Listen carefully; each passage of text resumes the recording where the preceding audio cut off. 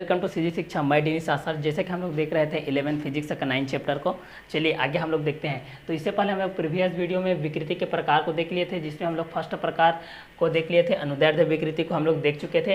अनुदैर्ध्य विकृति क्या होती है इस चीज़ को हम लोग यहाँ पर देख चुके थे। चलिए तो अनुदैर्ध्य विकृति के बाद हम लोग देखते हैं भाई, अनुदैर्ध्य विकृति के बाद हमारे पास जो अगला कंटेंट है वो है उसको हम लोग देखते हैं। क्लियर। तो अनुदैर्ध्य विकृति को किस रूप से बोला जाता है इस चीज़ को हम लोग देख लेते हैं कि किसी विरूपक बल के कारण किसी वस्तु के प्रति एकांक लंबाई में जो वृद्धि होती है उसे अनुदैर्ध्य विकृति कहते हैं। क्लियर। इस चीज़ को हम लोग प्रीवियस वीडियो में भी इस चीज़ को हम लोग पढ़ चुके हैं। क्लियर। तो इसका जो नेक्स्ट टॉपिक है उस टॉपिक को हम लोग देखते हैं आयतन विकृति, वॉल्यूम स्ट्रेन।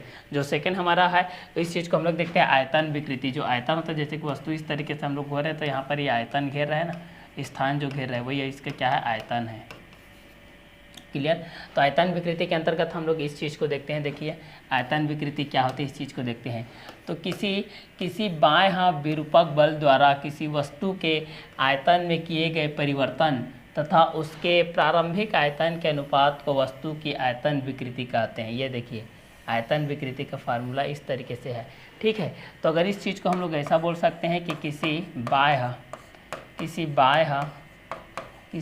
विरूपक बल द्वारा किसी बाह्य विरूपक बल द्वारा किसी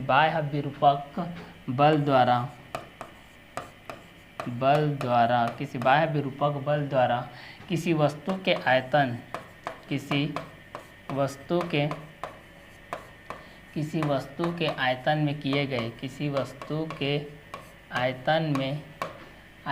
में किए गए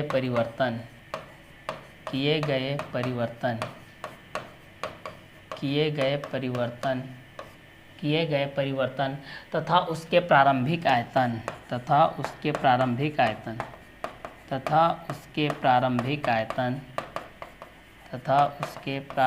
आयतन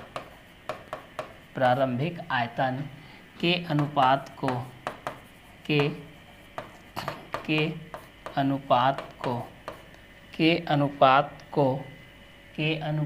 को वस्तु की आयतन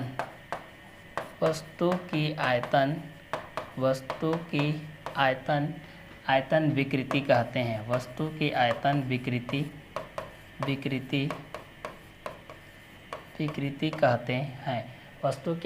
विकृति कहते हैं। अर्थात आयतन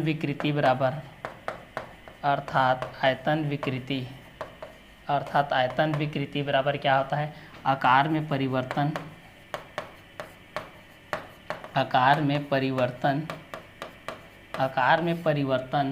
के बटे प्रारंभिक आयतन। क्या होता है, प्रारंभिक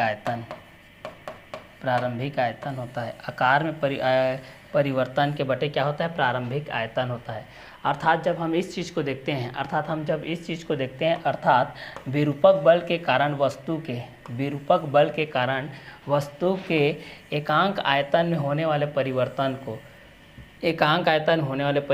को आयतन विकृति कहते हैं। अगर आप लोगों को पूछा जाता है आयतन विकृति क्या है तो यहाँ पर क्या हो जाएगा, विरूपक बल के कारण वस्तु के एकांक आयतन में होने वाले परिवर्तन को आयतन विकृति कहते हैं। क्या बोलते हैं, आयतन विकृति कहते हैं। क्लियर। तो आप लोगों को पूछा जाएगा कि किसको बोलते हैं, तो विरूपक बल के कारण ना, किस बल के कारण, विरूपक बल के कारण वस्तु के एकांक आयतन में होने वाले परिवर्तन को आयतन विकृति कहते हैं। तो आप लोगों को पूछा जाएगा कि आयतन विकृति क्या है, तो आयतन विकृति आपके इसके थ्रू से होता है कि किसी बाह्य विरूपक बल द्वारा किसी वस्तु के आयतन में किए गए परिवर्तन तथा उसके प्रारंभिक आयतन के अनुपात को वस्तु की आयतन विकृति कहते हैं। तो आयतन विकृति के अंतर्गत आकार में परिवर्तन होता है। आप लोगों का क्या होता है, आकार में परिवर्तन होता है, और दूसरा क्या होता है, प्रारंभिक आयतन होता है। अर्थात विरूपक बल के कारण वस्तु के एकांक आयतन में होने वाले परिवर्तन को हम लोग क्या बोलते हैं, आयतन विकृति कहते हैं। अगला देखते हैं हम लोग थर्ड, अपरूपण विकृति, शेयरिंग स्ट्रेन क्या होता है, अपरूपण विकृति क्या होता है इस चीज़ को हम लोग देखते हैं। तो अपरूपण विकृति क्या होती है इस चीज़ को देखते हैं। थर्ड नंबर जो कि हमारा चीज़ है वो है, थर्ड नंबर को हम लोग देखते हैं अपरूपण विकृति को। अपरूपण विकृति क्या होती है इस चीज़ को हम लोग देखते हैं। अपरूपण विकृति। क्लियर। तो ये होता है शेयरिंग स्ट्रेंथ। जब वस्तु पर उसकी सतह पर, जब कोई वस्तु है भाई, इस तरीके की कोई भी वस्तु है उसकी इस तरीके की सतह पर, उसकी सतह पर ना, वस्तु की सतह पर सतह के समांतर विरूपक बल, सतह की इस तरीके से समांतर आप लोगों का क्या है, विरूपक बल। विरूपक बल इस तरीके से देखिए, विरूपक बल इस प्रकार लगाया जाता है कि उसका आयतन स्थिर रहे। इस प्रकार लगाया जाता है कि इसका जो आयतन है भाई वो क्या रहे, स्थिर रहे। इसका जो आयतन है वो क्या रहेगा, यहाँ पर स्थिर रहेगा। इसका आयतन क्या रहेगा, यहाँ पर स्थिर रहेगा, किंतु उसकी आकृति में परिवर्तन हो जाए। लेकिन किंतु उसकी आकृति में क्या हो जाए, परिवर्तन हो जाए। उसके आकृति में क्या हो जाए, परिवर्तन हो जाए। आकृति में परिवर्तन हो जाए। आकृति में परिवर्तन हो जाए तो इस प्रकार वस्तु में उत्पन्न विकृति को अपरूपण विकृति कहते हैं। क्या विकृति कहते हैं भाई, अपरूपण विकृति कहते हैं।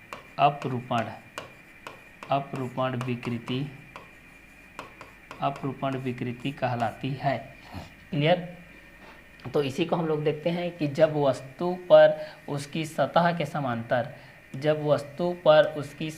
समांतर विरूपक बल इस प्रकार लगाया जाता है कि उसका आयतन स्थिर रहे, किंतु उसकी आकृति में परिवर्तन हो जाए, तो इस प्रकार की वस्तु में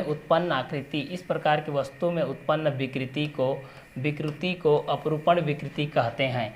इसका मान उसके समांतर सतहों के कोणीय विस्थापन के तुल्य होता है।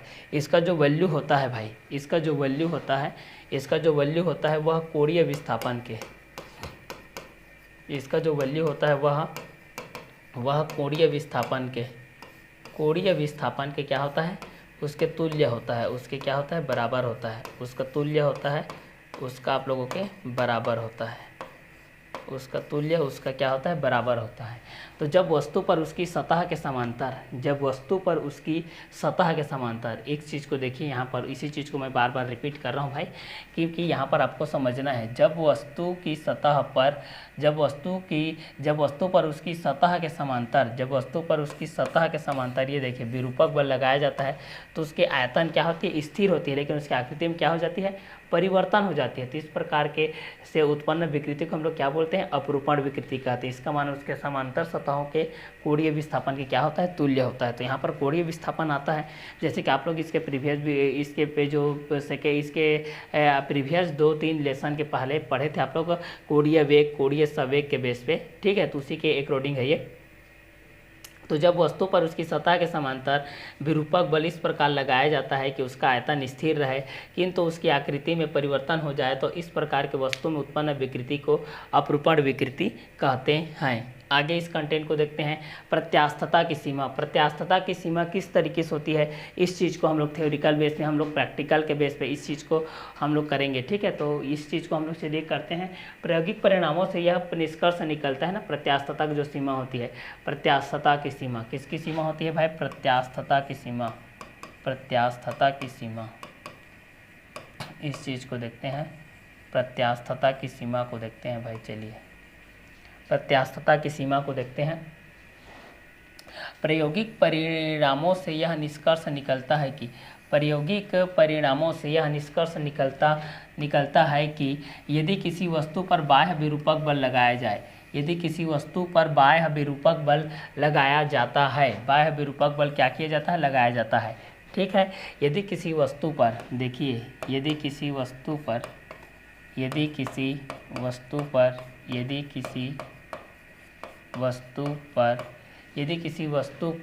बाह्य विरूपक बल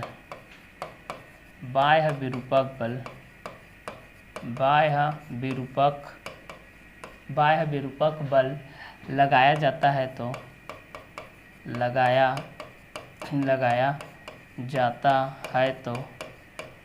जाता है तो उसके आकार या आकृति या दोनों में परिवर्तन होता है। परिवर्तन होता है, परिवर्तन होता है तथा बल को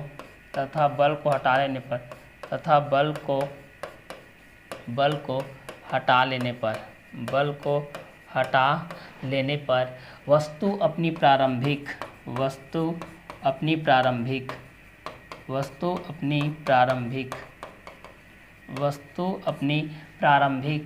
अवस्था में आ जाती है, अवस्था में आ जाती है। इस प्रक्रिया में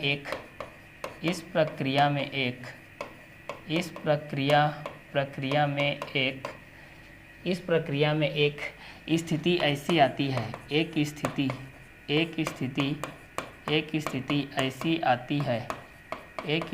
ऐसी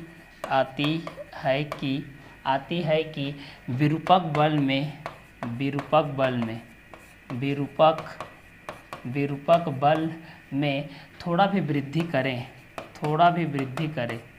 थोड़ा भी वृद्धि करें तो बल हटाने पर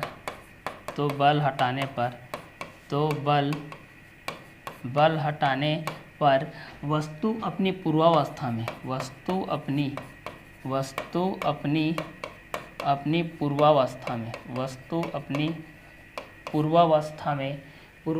में नहीं आती,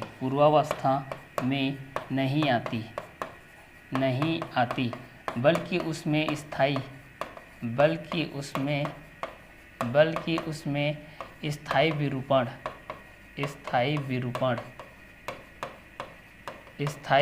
विरूपण उत्पन्न हो जाता है,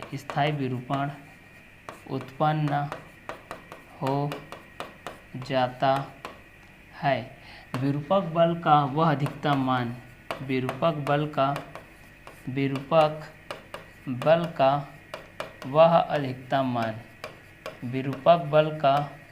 वह अधिकतम मान जहाँ तक वस्तु में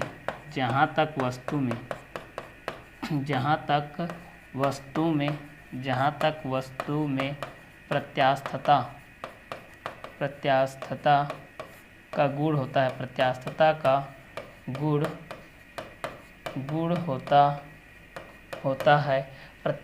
की सीमा कहलाती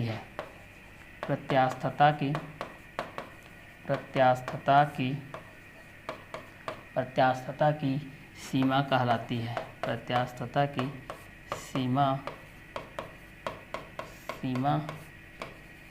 कहलाती है, क्लियर। तो चलिए प्रत्यास्थता की सीमा के अंतर्गत हम लोगों ने ये चीज़ देख रहे हैं, किस बेस पे देख रहे हैं भाई, तो इस चीज़ को देखते हैं। प्रायोगिक परिणामों के आधार पर यह निष्कर्ष निकलता है कि यदि किसी वस्तु पर बाह्य विरूपक बल लगाया जाता है, कोई भी वस्तु है, इस तरीके से वस्तु ए है जिस पर बाह्य विरूपक बल, यहाँ पर बाह्य विरूपक बल आप लोगों के पास इस तरीके से लगा देते हैं भाई। तो बाह्य विरूपक बल लगाया जाता है, तो उसके आकार या आकृति या दोनों में परिवर्तन होता है। तो उसके आकार या आकृति में, जैसे कि इसका आकार या आकृति में इस तरीके से कोई भी परिवर्तन हो गया या इस तरीके से हो गया, कुछ भी, ठीक है, आकार या आकृति में ना, आकार या फिर आकृति में दोनों में से, ठीक है, परिवर्तन होता है। तथा बल को हटा लेने पर वस्तु, तथा वहाँ से हम लोग बल को हटा लेते हैं भाई, वहाँ से हम लोग क्या करते हैं, बल को हटा लेते हैं। तो बल को हटा लेने पर वस्तु अपनी प्रारंभिक अवस्था में आ जाती है, वस्तु अपनी किस में आ जाती है, प्रारंभिक अवस्था में आ जाती है। इस प्रक्रिया में एक देखिए, इस प्रक्रिया में एक स्थिति ऐसी आती है कि विरूपक बल में थोड़ा भी वृद्धि करें, विरूपक बल में थोड़ा सा क्या करते हैं, वृद्धि करें, तो बल हटाने पर वस्तु अपनी पूर्वावस्था में नहीं आती, अपनी पूर्वावस्था में जो आपकी पहली स्थिति है, जैसे कि ये स्थिति, इसको हम लोग पूर्वावस्था बोलते हैं, पूर्वावस्था बोलते हैं इस चीज़ को, पूर्वावस्था में नहीं आ पाती है। ठीक है, किस में नहीं आ पाती है? पूर्वावस्था में नहीं आ पाती है, बल्कि उसमें स्थायी विरूपण उत्पन्न हो जाता है, बल्कि उसमें क्या हो जाता है? स्थायी विरूपण उत्पन्न हो जाता है। और विरूपक बल का वह अधिकतम मान जहाँ तक वस्तु में प्रत्यास्थता का गुण होता है, प्रत्यास्थता की सीमा कहलाती है। प्रत्यास्थता की क्या कहलाती है? सीमा कहलाती है। तो यहाँ पर ये जो होता है ये आप लोगों की प्रत्यास्थता की सीमा के अंतर्गत आता है। तो प्रायोगिक परिणामों से यह निष्कर्ष निकलता है कि यदि किसी वस्तु पर बाह्य विरूपक बल लगाया जाता है तो उसके आकार या आकृति ये दोनों में परिवर्तन होता है तथा बल को हटा लेने पर वस्तु अपनी प्रारंभिक अवस्था में आ जाती है। इस प्रक्रिया में एक स्थिति ऐसी आती है कि विरूपक बल में थोड़ा भी वृद्धि करे तो बल हटाने पर वस्तु अपनी पूर्वावस्था में नहीं आती, बल्कि उसमें स्थायी विरूपण उत्पन्न हो जाता है। विरूपक बल का वह अधिकतम मान जहाँ तक वस्तु में प्रत्यास्थता का गुण होता है, प्रत्यास्थता की सीमा के अंतर्गत आता है। इसी को हम लोग प्रत्यास्थता की सीमा कहते हैं। ठीक है, अलग अलग वस्तुओं के प्रत्यास्थता की सीमा आप देखिए, अलग अलग वस्तुओं के प्रत्यास्थता की सीमा। अब अलग अलग कोई भी वस्तु है भाई, अलग अलग इस तरीके से वस्तु है, अलग अलग हमारे पास इस तरीके से वस्तु है ना, अलग अलग इस तरीके से वस्तु है भाई। अब देखते हैं इस चीज़ को हम लोग, क्लियर, अलग अलग वस्तु है तो इस को बोल रहा है कि अलग अलग वस्तुओं की प्रत्यास्थता की सीमा। जैसे यहाँ पर ये ए वस्तु है, ये बी वस्तु, ये सी है, ये डी है। यहाँ पर मान लेते हैं कि एल है, एम है और एन है। वस्तु की जो सीमा है इस तरीके से इसके आकृति आकार में, इसके आकार या आकृति की तुलना में और इसके आकार या आकृति की तुलना में किस तरीके से है, उसी प्रकार इसके आकार या आकृति की तुलना के बेस पे, इसके आकार या आकृति की तुलना, इसके आकार या आकृति की तुलना के बेस पे, इसके आकार या आकृति के तुलना के बेस पे। तो अलग अलग वस्तुओं के प्रत्यास्थता की सीमा, अलग अलग वस्तुओं की प्रत्यास्थता की सीमा अलग अलग होती है। अलग अलग वस्तुओं की प्रत्यास्थता की सीमा अलग अलग होती है। वस्तु का प्रत्यास्थ या अप्रत्यास्थ व्यवहार, वस्तु का प्रत्यास्थ या अप्रत्यास्थ व्यवहार वस्तु की प्रकृति के साथ साथ विरूपक बल के परिमाण पर निर्भर करता है। विरूपक बल के किस पर निर्भर करता है? परिमाण पर निर्भर करता है। मतलब ये जो रहेगा आप लोगों का, ठीक है, इसका जो प्रत्यास्थता है, इसका जो प्रत्यास्थ है या फिर क्या है, अप्रत्यास्थ है, या फिर अप्रत्यास्थ क्या है, व्यवहार वस्तु की प्रकृति के साथ साथ विरूपक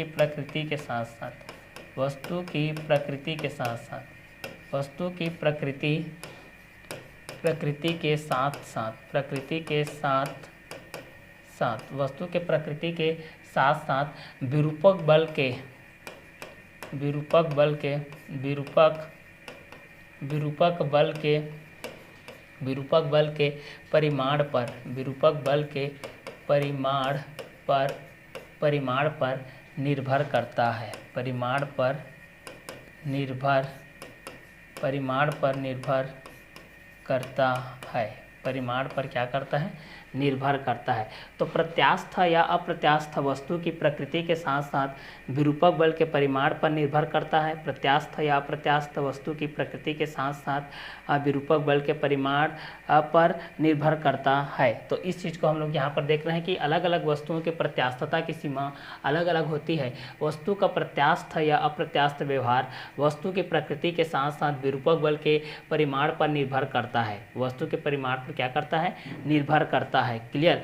तो अलग अलग वस्तुओं की प्रत्यास्थता की जो सीमा होती है वह अलग अलग होती है। वस्तु का प्रत्यास्थ या अप्रत्यास्थ व्यवहार वस्तु की प्रकृति के साथ साथ विरूपक बल और विरूपक बल के परिमाण पर यह क्या करता है? निर्भर करता है। इस चीज़ को हम लोग देखते हैं। तो ये आप लोगों का ये प्रत्यास्थता की सीमा के अंतर्गत आता है, अप्रत्यास्थता की सीमा के भी अंतर्गत आता है। तो इसका आगे का कंटेंट को हम लोग देखते हैं। देखिए अब इसके बाद देखते हैं हुक का नियम। हुक का नियम क्या आता है? हुक ने किस प्रकार का नियम दिया था? रॉबर्ट हुक ने। ठीक है, रॉबर्ट हुक का तो नाम सुने ही होंगे। इसने किस प्रकार का नियम दिया है, ये किस प्रकार से करते हैं, इस चीज़ को हम लोग यहाँ पर देखते हैं। तो हुक का नियम को हम लोग यहाँ पर देखते हैं। चलिए हुक का नियम क्या होता है इस चीज़ को यहाँ पर हम लोग देखते हैं। हुक का नियम, हुक्स लॉ, हुक का नियम को देखते हैं, हुक्स लॉ। चलिए तो सन 1678 में सर्वप्रथम ब्रिटिश वैज्ञानिक, सन 1678 में ब्रिटिश वैज्ञानिक, ठीक है, पॉइंट आउट कीजिए, सन 1678 ठीक है, कितना है, सन 1678। सन 1678 में सर्वप्रथम ब्रिटिश वैज्ञानिक, ठीक है, कौन, ब्रिटिश वैज्ञानिक, ब्रिटिश वैज्ञानिक, ब्रिटिश वैज्ञानिक, ब्रिटिश वैज्ञानिक कौन, रॉबर्ट हुक, ब्रिटिश वैज्ञानिक रॉबर्ट हुक। ब्रिटिश वैज्ञानिक रॉबर्ट हुक ने अनेक प्रयोगों से प्राप्त परिणामों के आधार पर किसी वस्तु पर लगाए गए विरूपक बल तथा उसके वस्तु में हुए परिवर्तन के बीच एक संबंध स्थापित किया गया। उन्होंने इसके लिए एक नियम दिया जिसे हुक का नियम कहते हैं, ठीक है, जिसे हुक का आप लोग क्या बोलते हैं, नियम कहते हैं। तो उसने किसके किसके बीच में दिया, अनेक प्रयोगों पर प्राप्त परिणामों पर किसी वस्तु पर लगाए गए विरूपक बल, किसी वस्तु पर लगाए गए क्या है, विरूपक बल, इस वस्तु पर लगाए गए विरूपक बल तथा उसके कारण वस्तु में हुए परिवर्तन के बीच, प्लस वस्तु में हुए परिवर्तन के बीच, प्लस वस्तु में परिवर्तन के बीच एक नियम का प्रतिपादन किया गया जिसे हम लोग हुक का नियम कहते हैं। इसी चीज़ को बोल रहा है कि सन 1678 में सर्वप्रथम ब्रिटिश वैज्ञानिक रॉबर्ट हुक ने अनेक प्रयोगों से प्राप्त परिणामों के सन 1678 में सर्वप्रथम ब्रिटिश वैज्ञानिक रॉबर्ट हुक ने अनेक प्रयोगों से प्राप्त परिणामों के आधार पर किसी वस्तु पर लगाए गए विरूपक बल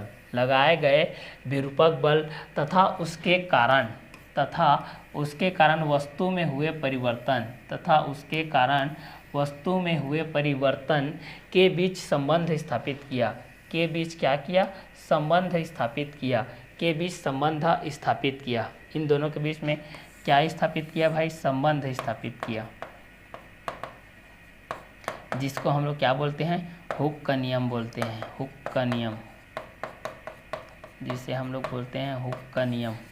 क्लियर। तो चलिए सन 1678 में, कब, सन 78 में सर्वप्रथम ब्रिटिश वैज्ञानिक रॉबर्ट हुक ने अनेक प्रयोगों से प्राप्त परिणामों के आधार पर किसी वस्तु पर लगाए गए विरूपक बल तथा उसके कारण वस्तु में हुए परिवर्तन के बीच संबंध स्थापित किया। इस आधार पर उन्होंने एक नियम का प्रतिपादन किया। इस आधार पर उन्होंने एक नियम का क्या किया गया, प्रतिपादन किया गया। इस आधार पर उन्होंने एक नियम का क्या किया गया, प्रतिपादन किया गया। इस आधार पर उन्होंने एक नियम का प्रतिपादन किया जिसे हुक का नियम कहते हैं। जिसे क्या का नियम बोलते हैं, हुक का नियम कहते हैं, जिसे हम लोग क्या बोलते हैं, हुक का नियम कहते हैं।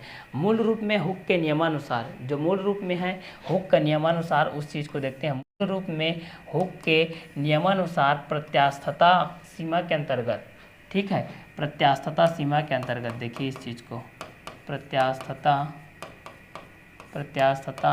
सीमा के अंतर्गत, प्रत्यास्थता सीमा के अंतर्गत वस्तु पर आरोपित तनाव, वस्तु पर आरोपित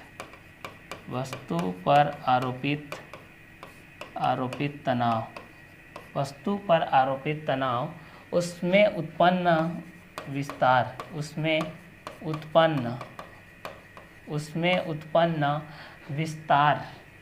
विस्तार के अनुक्रमानुपाती होती है, विस्तार के अनुक्रमानुपाती होती है, अनुक्रमानुपाती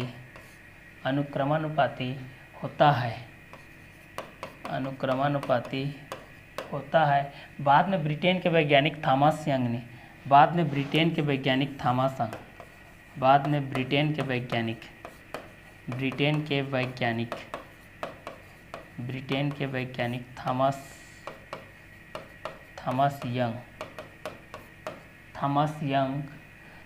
यंग ने इसे विस्तृत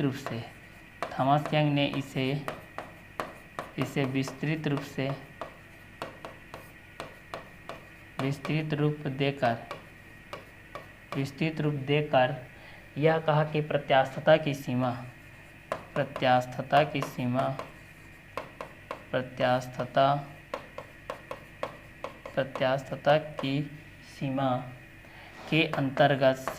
के अंतर्गत किसी वस्तु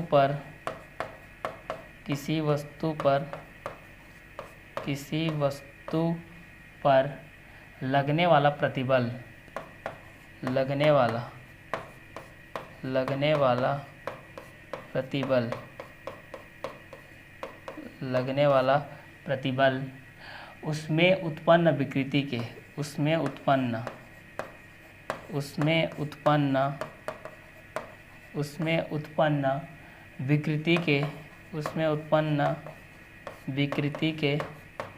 विकृति के समानुपाती होता है, समानुपाती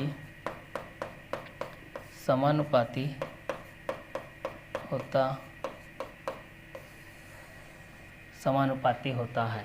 ठीक है, तो सन 1678 में सर्वप्रथम ब्रिटिश वैज्ञानिक रॉबर्ट हुक ने अनेक प्रयोगों से प्राप्त परिणामों के आधार पर किसी वस्तु पर लगाए गए विरूपक बल तथा उसके कारण वस्तु में हुए परिवर्तन के बीच संबंध स्थापित किया। इस आधार पर उन्होंने एक नियम का प्रतिपादन किया जिसे हुक का नियम कहते हैं। मूल रूप में हुक के नियमानुसार प्रत्यास्थता की सीमा के अंतर्गत, देखिए इस चीज़ को, प्रत्यास्थता के सीमा के वस्तु पर आरोपित तनाव, सीमा पर जो वस्तु पर आरोपित तनाव, उसमें उत्पन्न विस्तार के अनुक्रमानुपाती होती है, उसमें उत्पन्न विस्तार के क्या होती है, अनुक्रमानुपाती होती है। बाद में जब इसको ब्रिटेन के वैज्ञानिक थॉमस यंग ने, बाद में जो ब्रिटेन के हमारे वैज्ञानिक है कौन है, थॉमस यंग, ठीक है, बाद में हमारे पास जो ब्रिटेन के वैज्ञानिक है थॉमस यंग ने इसे विस्तृत रूप दे करके यह कहा कि प्रत्यास्थता की सीमा के अंतर्गत किसी वस्तु पर लगने वाला प्रतिबल उत्पन्न विकृति के समानुपाती होता है, उत्पन्न विकृति के क्या होता है, समानुपाती होता है, उत्पन्न विकृति की क्या होता है, समानुपाती होता है। तो इसको हम लोग हुक के नियमानुसार इस चीज़ को हम लोग देखे हैं। चलिए आगे इसका कंटेंट को देखते हैं हम लोग। आगे का इस नियम को हम लोग क्या बोलते हैं, हुक का नियम कहते हैं। अब हुक का नियम किस तरीके से होता है, इस तरीके से आप लोग देख सकते हैं। इस नियम को हम लोग क्या बोलते हैं, हुक का नियम कहते हैं।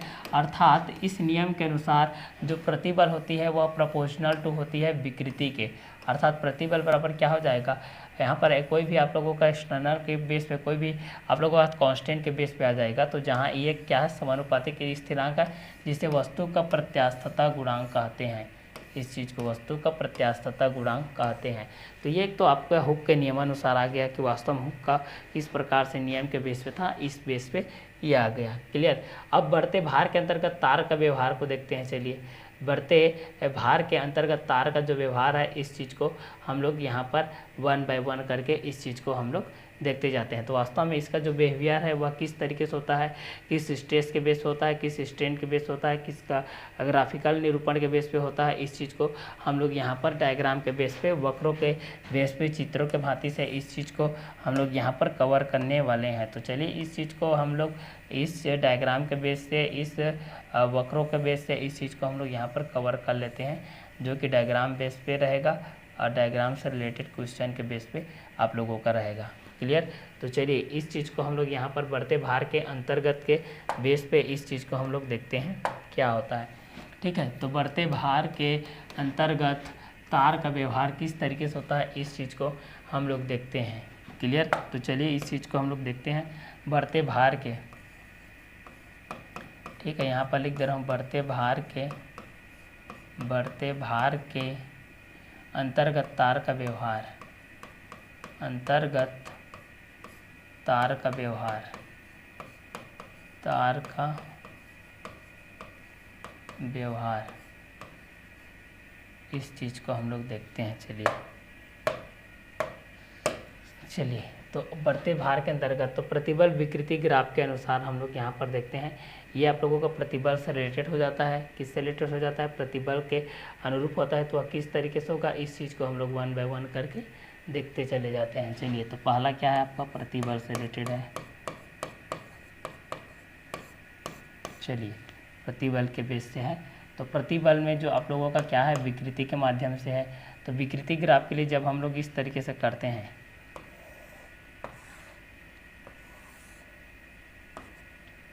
विकृति ग्राफ के माध्यम से, ठीक है, तो प्रतिबल के विकृति ग्राफ के हुक के नियमानुसार किसी वस्तु में उत्पन्न प्रतिबल, किसी वस्तु में उत्पन्न प्रतिबल, किसी वस्तु में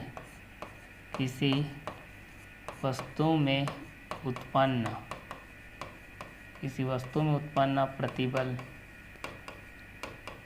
किसी वस्तु में उत्पन्न प्रतिबल विकृति के समानुपाती होता है। विकृति के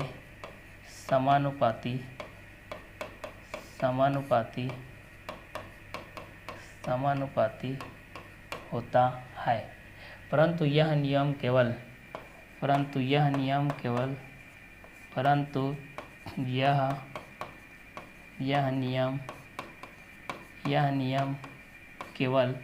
प्रत्यास्थता की सीमा में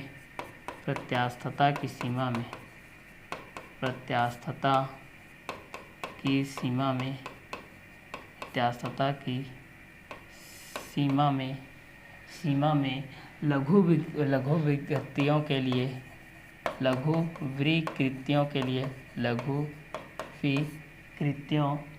लिए सत्य होता है।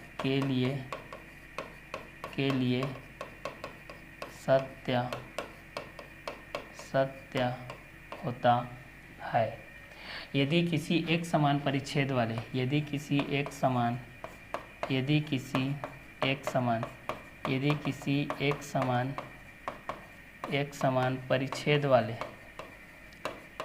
परिच्छेद वाले तार को एक दृढ़ आधार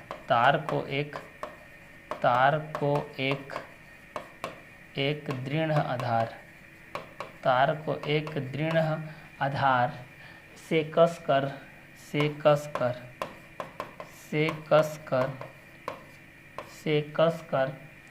मुक्त सिरे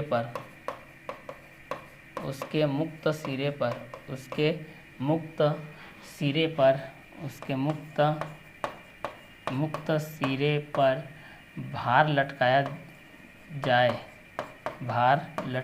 देखा जाए या लटकाया जाए तो उसमें क्रमशः वृद्धि की जाए तो उसकी तार की लंबाई में वृद्धि होने लगती है। ये आप लोगों का ग्रो करने लगता है। ये इस तरीके से होगा, इस तरीके से बढ़ेगा, इस तरीके से होगा, ये इस तरीके से आप लोग ग्राफीय निरूपण हो जाएगा। क्लियर। तो उसी चीज़ को बोल रहा है कि जब हम बढ़ते भार के अंतर्गत तार का जो व्यवहार को इस तरीके से करते हैं, हुक के नियमानुसार किसी वस्तु में उत्पन्न प्रतिबल विकृति के समानुपाती होता है। इसी चीज़ को बोल रहा है कि हुक के नियमानुसार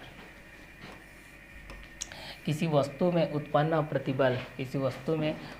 प्रतिबल विकृति की क्या होती है, समानुपाती होती है। परंतु यह नियम केवल प्रत्यास्थता की सीमा में लघु विकृतियों के लिए सत्य होता है। यदि किसी एक समान परिच्छेद वाले तार को एक दृढ़ आधार से कसकर उसके मुक्त सिरे पर भार लटकाया जाए तथा उसमें क्रमशः वृद्धि की जाए तो तार की लंबाई में क्रमशः वृद्धि होती जाती है। अतः यदि तार में उत्पन्न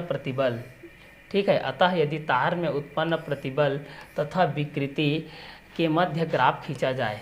ठीक है। यदि तार में उत्पन्न प्रतिबल है, ये देखिए तार में उत्पन्न ये आप लोगों का प्रतिबल है, उत्पन्न प्रतिबल, और ये आप लोगों का विकृति है।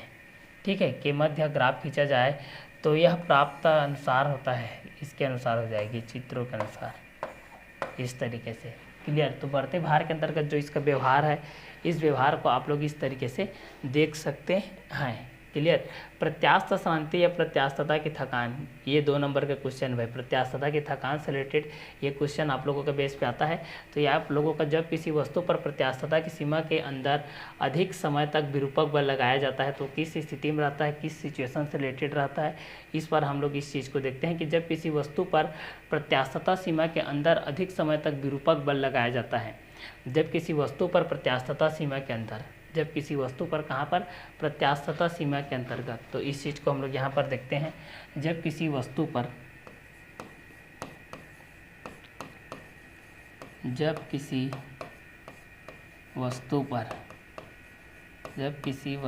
पर कोई भी वस्तु है इस तरीके से, ठीक है, जो कि ए के बीच में है, तो यहाँ पर कितना हो जाएगा, प्रत्यास्थता, ए के बीचों बीच है प्रत्यास्थता।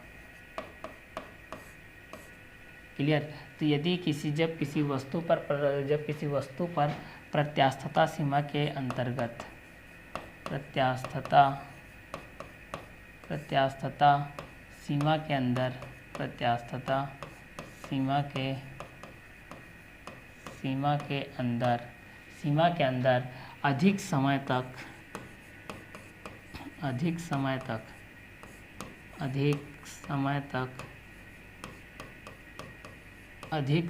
तक विरूपक बल लगाया जाए, विरूपक बल लगाया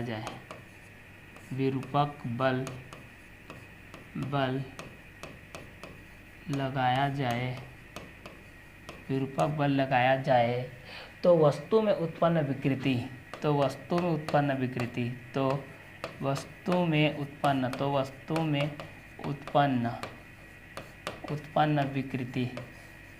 में उत्पन्न जो विकृति होती है भाई का मान धीरे धीरे कम होने लगता है। जब वस्तु प्रत्यास्थ सीमा अधिक समय तक विरूपक बल लगाया जाता है, इस पर अधिक समय तक आप लोग विरूपक बल लगाएंगे तो यहाँ से धीरे धीरे ये लेस इस तरीके से लेस ये उत्पादक मान धीरे धीरे कम होने लगता है। इसका वैल्यू धीरे धीरे क्या होने लगता है, कम होने लगता है। उसी चीज़ को बोल रहा है कि जब किसी वस्तु पर प्रत्यास्थता सीमा के अंदर अधिक समय तक विरूपक बल लगाया जाता है, तो वस्तु में उत्पन्न विकृति का मान धीरे धीरे कम होते जाता है तथा ऐसा भास होता है कि वस्तु थक गई हो। किंतु यदि वस्तु से विरूपक बल हटा दिया जाए तो उसे आराम करने दिया जाए तो उसमें पुनः वही विकृति उत्पन्न हो जाती है। तो यही प्रत्यास्थता श्रांति या प्रत्यास्थता की थकान के अंतर्गत आता है। यही आप लोगों की प्रत्यास्थता श्रांति, ये आप लोगों को किसके अंतर्गत आता है, प्रत्यास्था श्रांति या उसकी थकान मतलब rest position. Clear, rest position के बेस पे है। तो जब किसी वस्तु पर प्रत्यास्थता सीमा के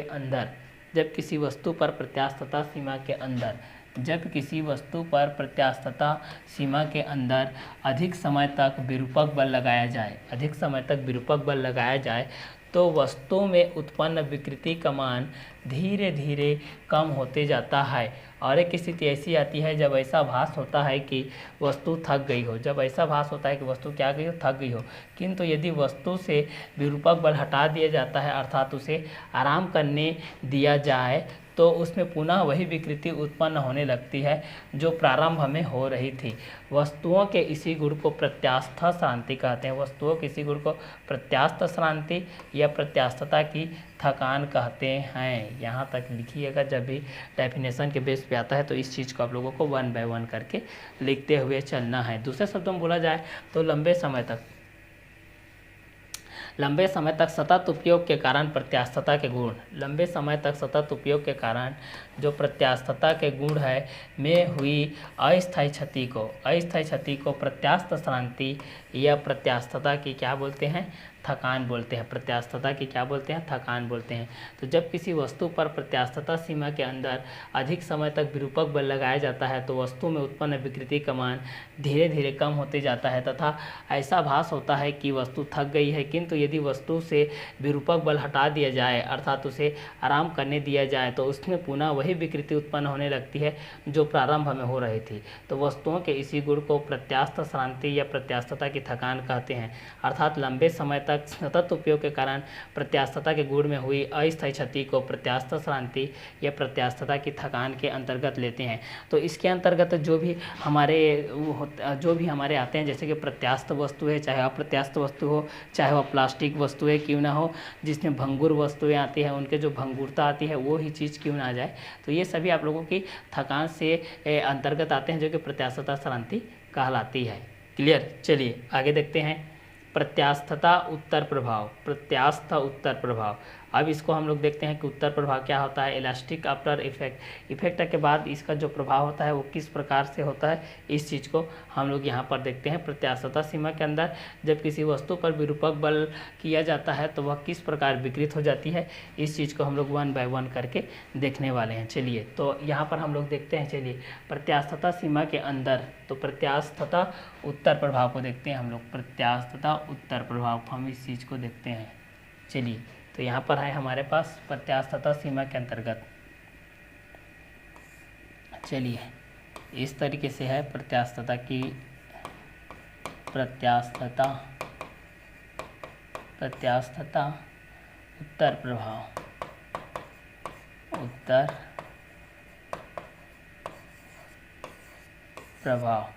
ठीक है, तो प्रत्यास्थता उत्तर प्रभाव के बीच में देखते हैं इलास्टिक आफ्टर इफेक्ट के बेस पे इस चीज़ को देखते हैं।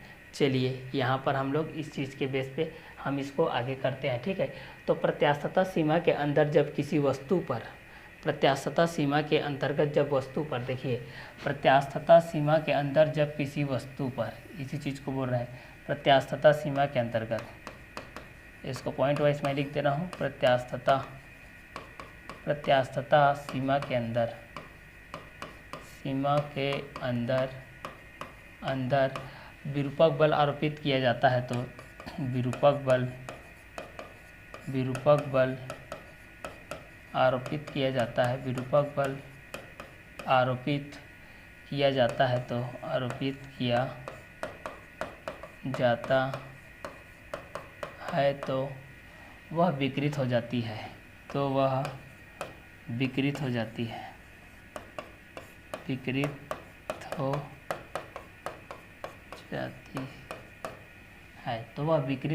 है।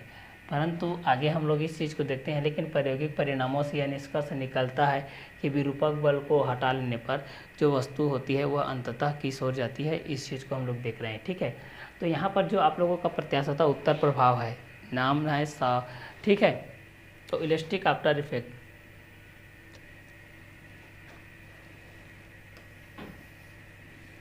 तो यहाँ पर जो विरूपक बल होता है वो आरोपित किस तरीके से होता है, इस चीज़ को देखते हैं। तो प्रत्यास्थता सीमा के अंदर जब किसी वस्तु पर विरूपक बल आरोपित किया जाता है, ठीक है, किसी वस्तु पर हम लोग क्या करते हैं, विरूपक बल आरोपित करते हैं। देखिए यहाँ पर, ठीक है, जब प्रत्यास्थता सीमा के अंदर जब किसी वस्तु पर विरूपक बल आरोपित किया जाता है तो वह किस प्रकार से इफेक्टिव होता है, इस चीज़ को हम लोग देखते हैं। तो पहला जो हम लोग प्रतिबल के बेस पे देखे थे, एक चीज़ हम लोग क्या देखे थे, प्रतिबल के बेस पे देखे थे। दूसरा विकृति के बेस पे देखे थे एक चीज़, दोनों। एक प्रत्यास्थ वस्तु के बेस पे देखे थे, प्रत्यास्थ वस्तुएं, और दूसरा है आप लोगों का प्लास्टिक वस्तुएं।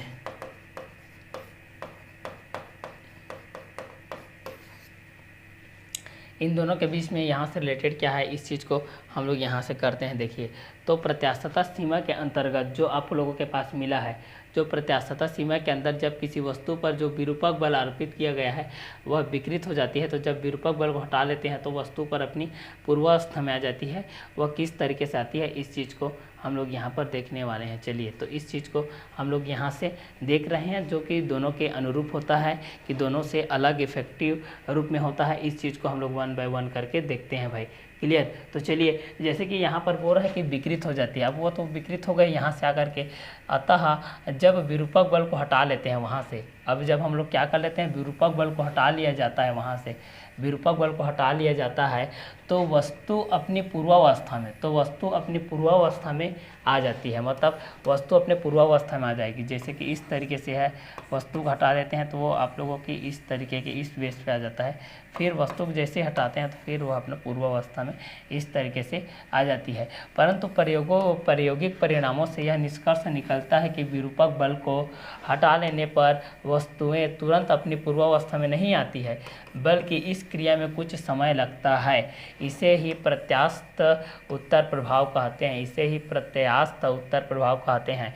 अर्थात हम लोग ये बोल सकते हैं कि विरूपक बल को हटा लेने पर वस्तुओं को अपनी पूर्वावस्था को प्राप्त करने में होने वाली देरी को प्रत्यास्थ उत्तर प्रभाव कहते हैं। मतलब अपने पूर्वावस्था में आने के लिए कुछ समय लगता है भाई, उसी चीज़ को हम लोग यहाँ पर क्या बोलते हैं, प्रत्यास्थ उत्तर प्रभाव के नाम से जानते हैं। प्रत्यास्थता गुणांक क्या होता है, coefficient of elasticity of modulus of elasticity. ठीक है, तो प्रत्यास्थता गुणांक क्या होती है, इस चीज़ को हम लोग जानते हैं। तो हुक के नियमानुसार हम लोग प्रत्यास्थता सीमा के अंतर्गत, तो प्रत्यास्थता गुणांक पूछा जाता है भाई, प्रत्यास्थता गुणांक क्या होती है बोल के, तो आप लोग क्या करोगे कि हुक के नियमानुसार प्रत्यास्थता सीमा के अंतर्गत किसी वस्तु पर लगने वाला प्रतिबल, उसमें उत्पन्न विकृति की क्या होती है, अनुक्रमानुपाती होती है। जो प्रतिबल होती है वो विकृति की क्या होती है, अनुक्रमानुपाती होती है। ये जो आपका प्रतिबल है भाई वह विकृति की क्या है, अनुक्रमानुपाती। जैसे जैसे विकृति बढ़ेगी प्रतिबल बढ़ेगा, प्रतिबल बढ़ेगा विकृति बढ़ती जाएगी। प्रतिबल के बेस पे आप लोगों को क्या होगा, प्रतिबल बटे विकृति के बेस पे ये चीज़ आप लोगों के पास आएगा। क्लियर। तो प्रत्यास्थता गुणांक के बेस पे आप लोग को भी ये समझ में आ गया हो कि प्रत्यास्थता सीमा के अंतर्गत किसी वस्तु पर लगने वाला प्रतिबल उसमें उत्पन्न विकृति की क्या होती है, अनुक्रमानुपाती होती है। उसी प्रकार इसको एक कंडीशन के बेस में भी दिया है, देखिए कि जहाँ ई एक नियतांक है, ये जो यहाँ पर ई उसके पास जहाँ ई एक नियतांक है जिसे वस्तु की प्रत्यास्थता गुणांक या प्रत्यास्थता स्थिरांक कहते हैं। जैसे कि कोई भी कांस्टेंट रहता है ना, जैसे कि एफ कांस्टेंट आपका जी, एफ कांस्टेंट जी है तो एफ इंटू जी इस तरीके से आप लोगों को आएगा, क्योंकि ये सार्वत्रिक गुरुत्वीय नियतांक है, सार्वत्रिक गुरुत्वीय नियतांक।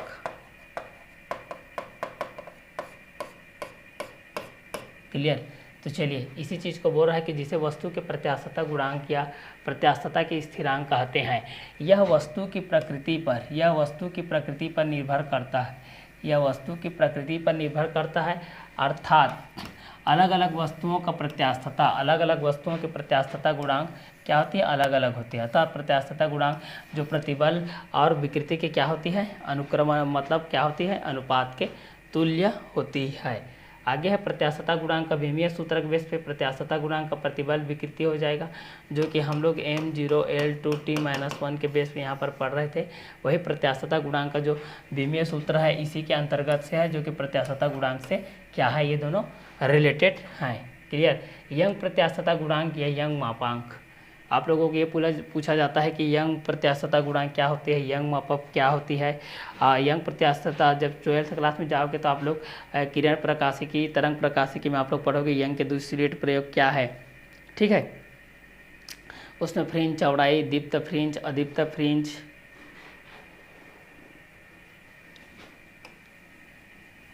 जिसके अंतर्गत आप लोगों का ये आएगा यंग प्रत्यास्थता गुणांक, ये यंग मापांक, ये दोनों मोस्ट इंपॉर्टेंट है भाई। या तो यंग प्रत्यास्थता गुणांक के बेस से पूछता है या तो यंग मापांक, लेकिन अक्सर जब पूछा जाता है यंग प्रत्यास्थता गुणांक को लेकर के पूछा जाता है, तो इस चीज़ को हम लोग को लेकर के चलना है। चलिए तो प्रत्यास्थता सीमा के अंतर्गत जो हमारी प्रत्यास्थता है उस चीज़ को लेकर के चलते हैं। प्रत्यास्थता सीमा के अंतर्गत किसी वस्तु में अनुदैर्ध्य प्रतिबल तथा उत्पन्न अनुदैर्ध्य विकृति के क्या होती है, कि अनुपात के बराबर होती है। मतलब अनुदैर्ध्य प्रतिबल है आपका इस तरीके से, अनुदैर्ध्य प्रतिबल है, और क्या है, अनुदैर्ध्य विकृति, अनुदैर्ध्य विकृति। इन दोनों के अनुपात को हम लोग बोलते हैं यंग प्रत्यास्थता गुणांक या यंग मापांक,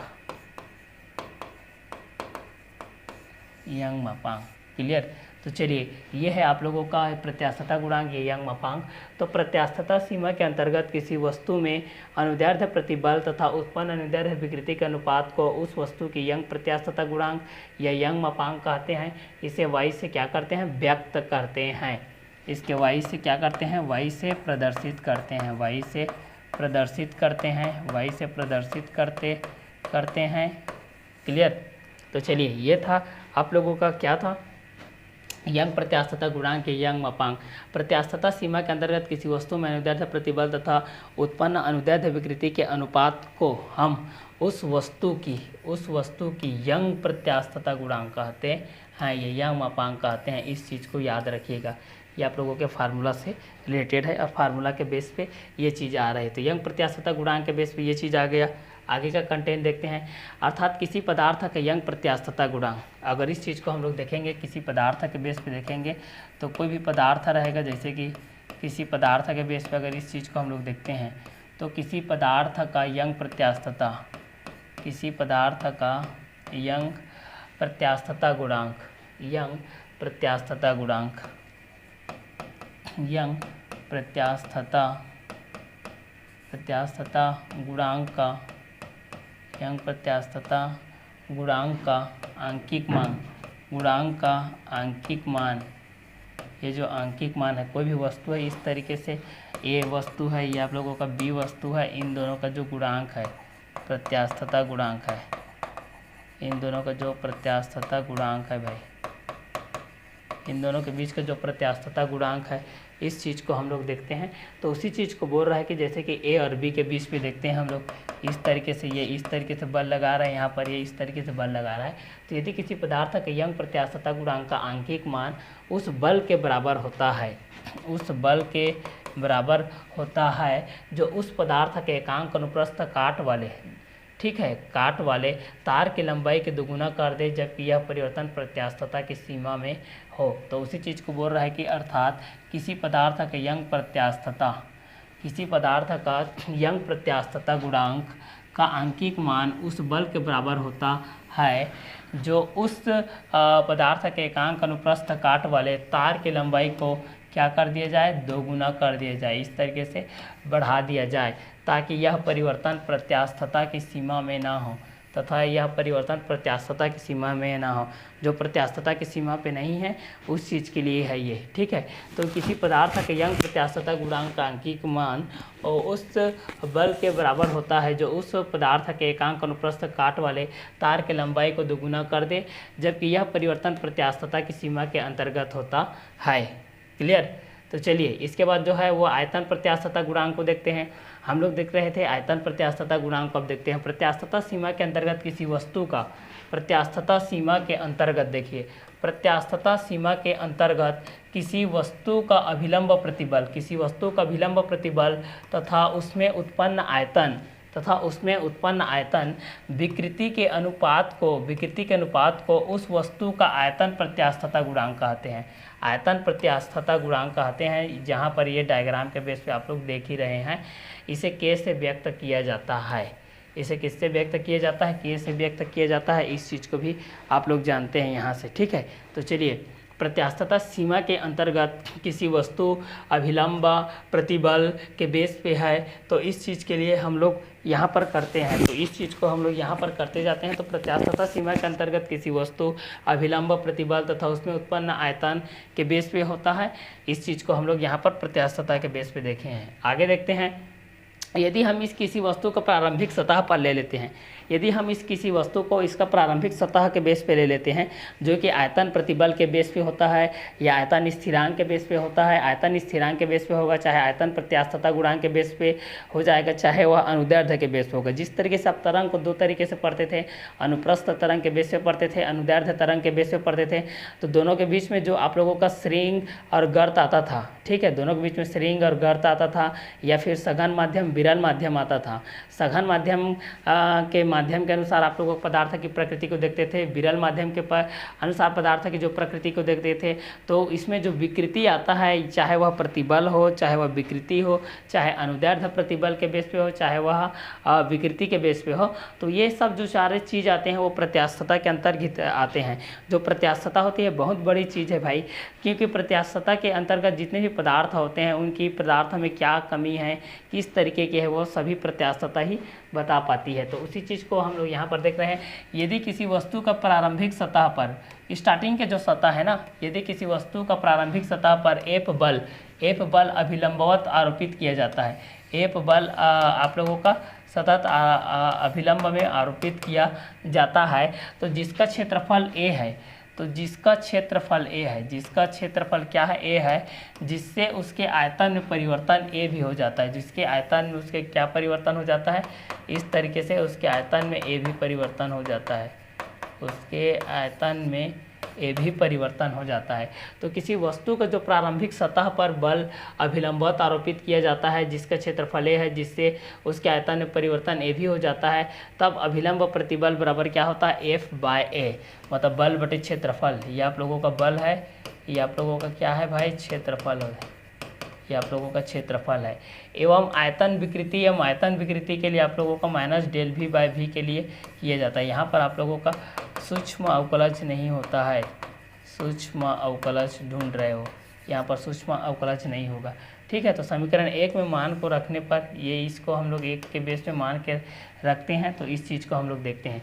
तो यदि किसी वस्तु का प्रारंभिक सतह पर एफ जो बल है भाई, एफ जो बल है वह अभिलंबवत किस तरीके से गुजरती है, उस चीज़ को यहाँ पर हम लोग देखे हैं, ठीक है। तो अतः आयतन प्रत्यास्थता गुणांक का मान, अगर उसके मान को हम लोग देखते हैं तो उसका मान किस तरीके से रहेगा, इस चीज़ को हम लोग देखते हैं। तो यहाँ पर क्या हो जाएगा कि अतः आयतन प्रत्यास्थता गुणांक का मान, अतः आयतन प्रत्यास्थता गुणांक का मान गैसों के लिए बहुत कम होता है, गैसों के लिए बहुत ही कम होता है, तथा द्रवों और ठोसों के लिए, तथा द्रवों और ठोसों के लिए होता है।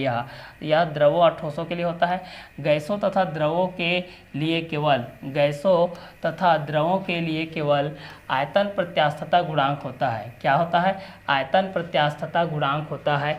इनके लिए यंग मापांक, इनके लिए यंग मापांक, इनके लिए यंग मापांक तथा दृढ़ता गुणांक नहीं होते हैं। दोनों के लिए यंग मापांक और दृढ़ता गुणांक नहीं होते हैं।